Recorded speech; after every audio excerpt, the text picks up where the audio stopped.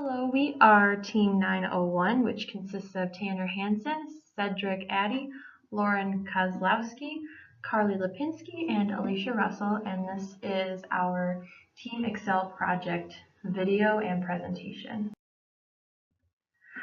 So for our executive summary, according to our data, most students come from Michigan or the surrounding states to attend Saginaw Valley State University. So we have very few freshmen beginning their college career as part-time. It was shown in the data that 99% of the freshman class observed was were full-time students. When looking at the data related to commuters and residents of the university, a significant number of students chose to live on campus rather than commute. The majority of freshmen chose a major within the College of Health and Human Services. Within this particular college, it was also determined that a majority of students chose this university specifically for our nursing program. About 20% of the freshman class alone was coming in to study nursing. Overall, SVSU competes well nationwide concerning ACT scores and GPA, but statewide, specifically in Michigan, we rank below average. And then looking at the correlation of all of these factors, we can determine that overall reason freshmen at SVSU don't feel prepared and ready to enter college. In our report, we will look at different ways to improve upon this, along with making recommendations to implement for better success rate. So to conclude, the problem is that many students come into college feeling worried they are not adequately prepared or ready for the challenges they'll be facing in college. And this is likely caused by many K through 12 schools lacking better preparation for students as they leave high school and they set incoming freshmen up for failure. In this report, we seek to determine which factors contribute to this problem and search to find solutions and recommendations we can implement to have freshmen at Saginaw Valley State University ensure success. The purpose of the report is to provide recommendations on how to improve the likelihood of student success for the freshman class at Saginaw Valley State University. In our report, we look at factors including gender, ethnicity, geographical location, careers, ACT score, and GPA. In our literature review, we look at various scholarly articles that talk about the rise of college attendees and the factors that contribute to their success in college. Today, college degrees are more accessible than ever. Students have more and more opportunities allowing them to obtain degrees. With more people entering higher education, we have found that students are not actively ready for the challenges that they will face in college, and that this correlates directly to their success. First, we compare the different demographics that arise in Saginaw Valley's freshman class, and by comparing these, we can find the correlation between these demographics and student readiness. In the literature review, we look at different reasons as to why college freshmen may not feel ready when they enter into higher education. In recent years, we have seen a change in student success in regard to their readiness of entering this higher education. This change has been brought on by a number of factors that are associated with college readiness and student success, especially with the entering freshmen. In current times, college is considered essential and encouraged on many students who are leaving high school. We see that more and more people are finding that financial risk is becoming worth it and even more accessible. Students are enrolling in college courses at record numbers. In the past, males dominated the higher education world, and it took some time before balance between the genders were reached. Some of the reasons that women were unable to attend college include that their investment was too much or that the parents wouldn't assist them, changing social norms and a younger average age of marriage, and many other aspects. Over the years, there has been a change in women attendance in higher education institutions, and more women are attending and getting bachelor's and master's degrees. With the rise of more and more people attending college, an analysis of college readiness, specifically pertaining to incoming freshmen, must be done. A study conducted on public high school graduation and college readiness rates in the United States found that only 70% of all students in public high school graduate, and only 32% of all students leave high school qualified to attend four-year colleges.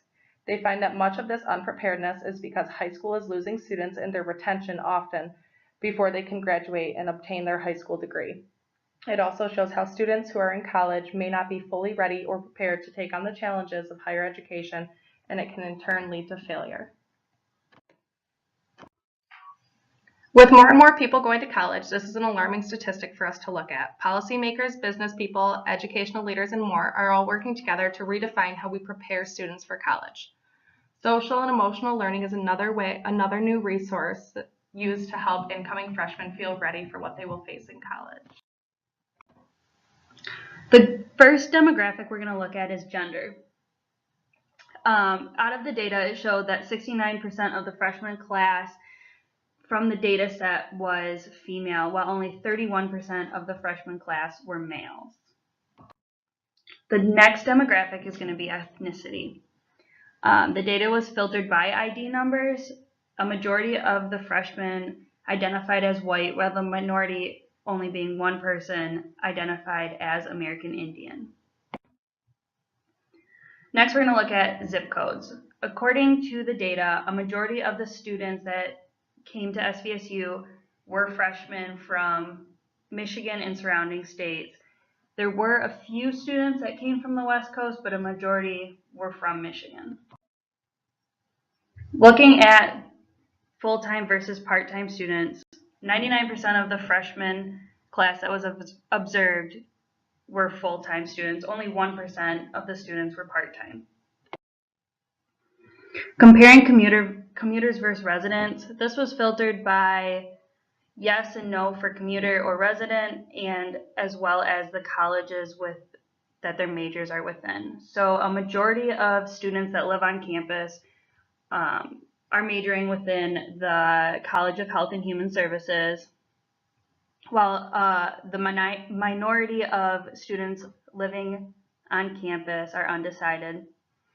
As for commuters, a majority of them are majoring within the College of Science, Engineering, and Technology, and again, the minority is undecided. As for the colleges, a majority of females are majoring within the College of Health and Human Services, while a minority of females are still undecided. As for males, a majority of them are majoring within the College of Science, Engineering, and Technology, and a minority of males are majoring within the College of Education. Looking at the data overall for all majors, it shows that 20% of freshmen are pursuing a degree in nursing, and the next highest is freshmen that are still undecided.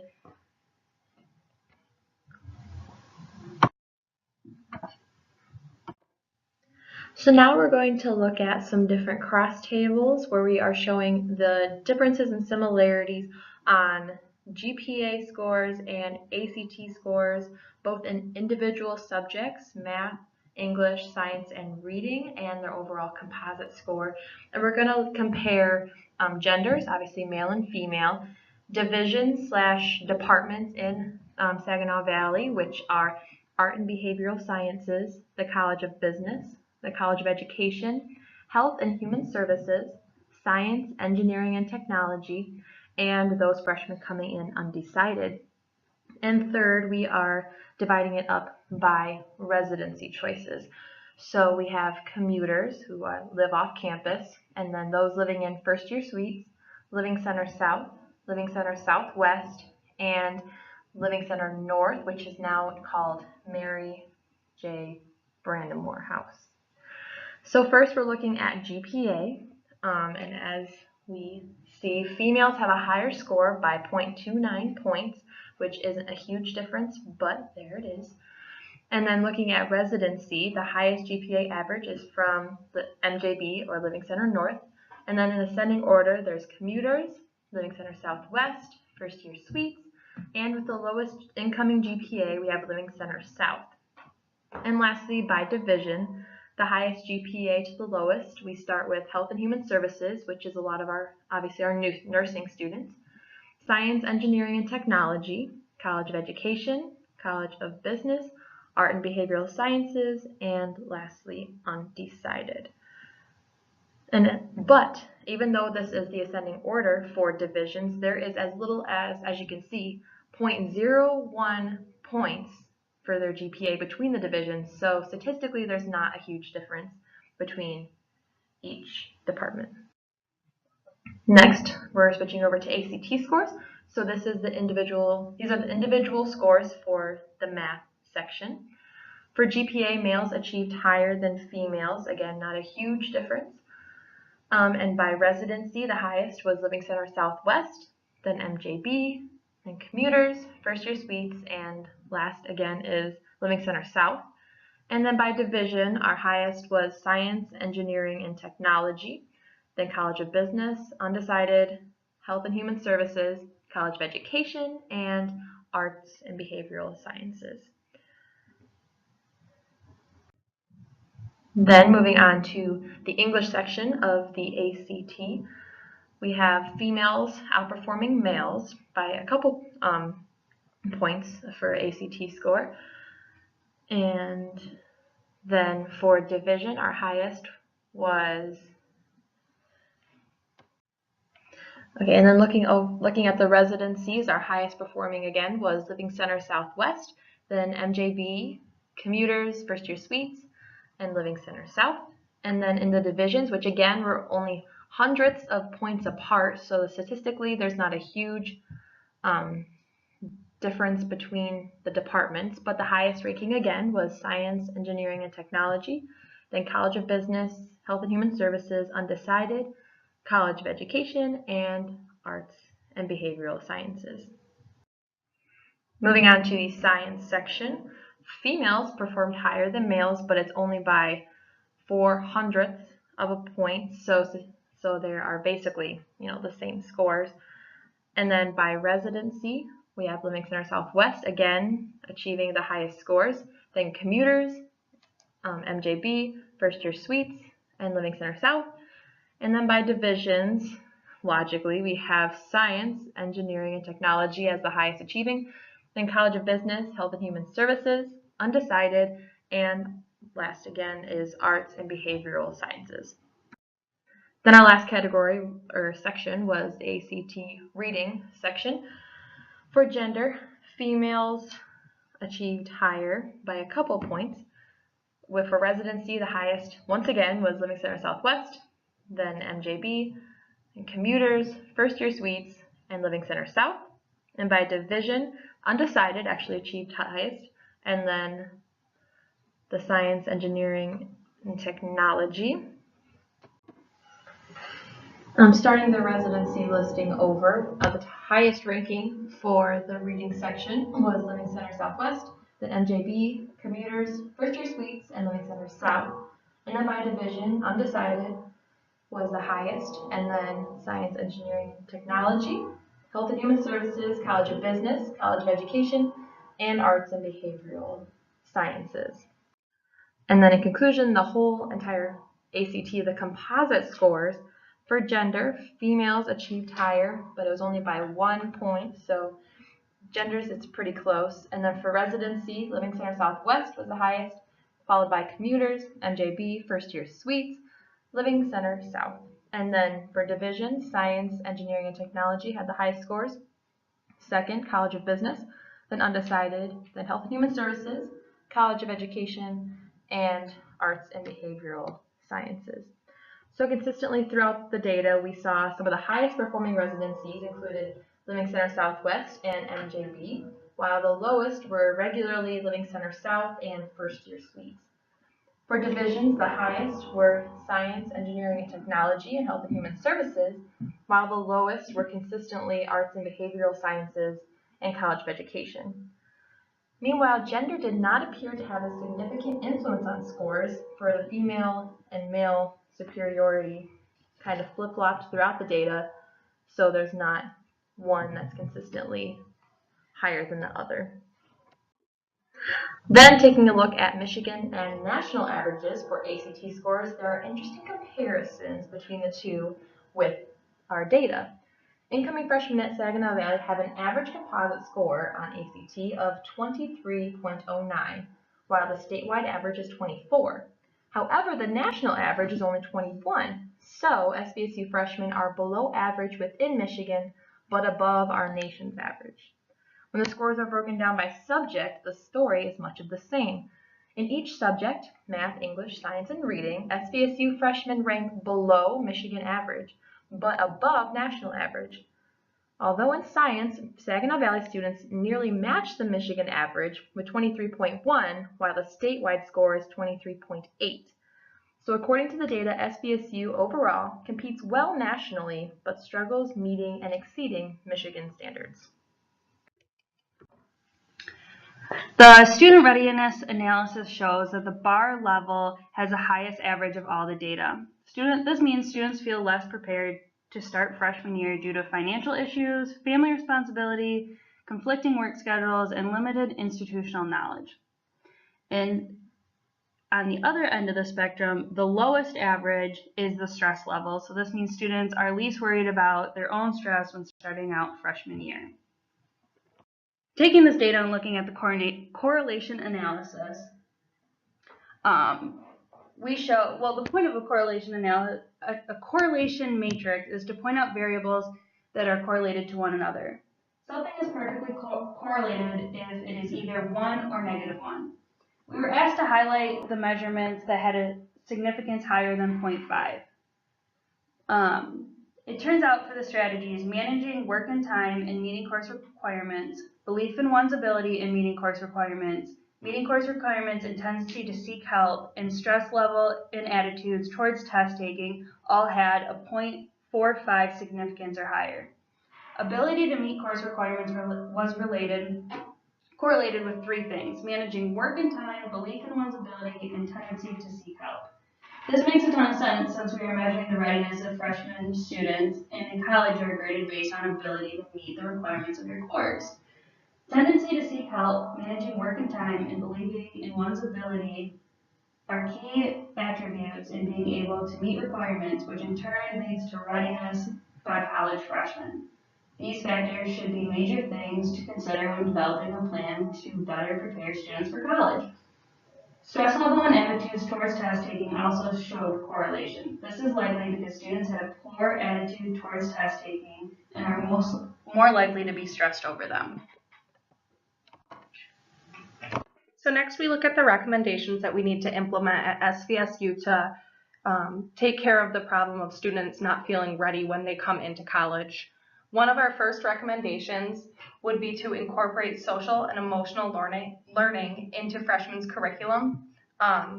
This is also called SEL. By doing this, studies have shown that it promotes academic goals as well as social support, social involvement, self-confidence, and other factors that contribute to a positive relationship with students and their readiness in college. Together, by implementing this, it can help alleviate the stress of students and in turn help them feel more ready to take on the struggles of higher education and the challenges that might be thrown at them along the way. SEL has proven successful in a lot of different cases, and we feel that if we properly implemented it into a freshman's curriculum, we would see improvements as well. There's a number of ways we could do this. For example, we could incorporate it into classes and have projects that involve social and emotional learning. We can also just have activities around campus that promote it and get students to work together and learn how to do this. Another recommendation we have is that we encourage policymakers to enforce that the states require K through 12 and post-secondary education to align their courses and assessments.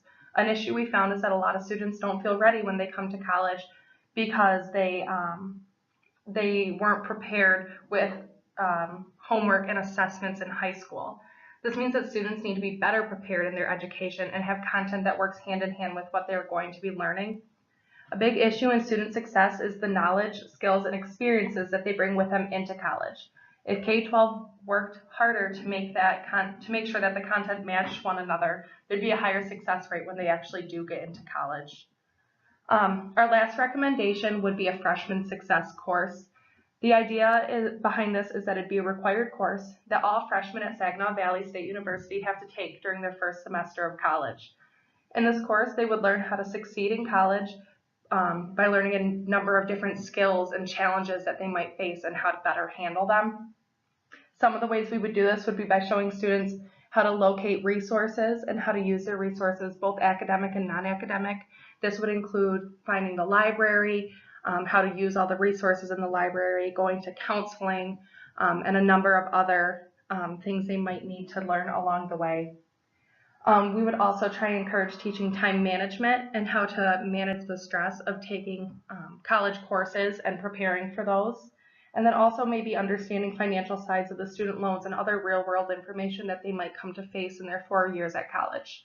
The idea behind this course is that it would better prepare students with some of the difficulties and how to handle them in a more effective way.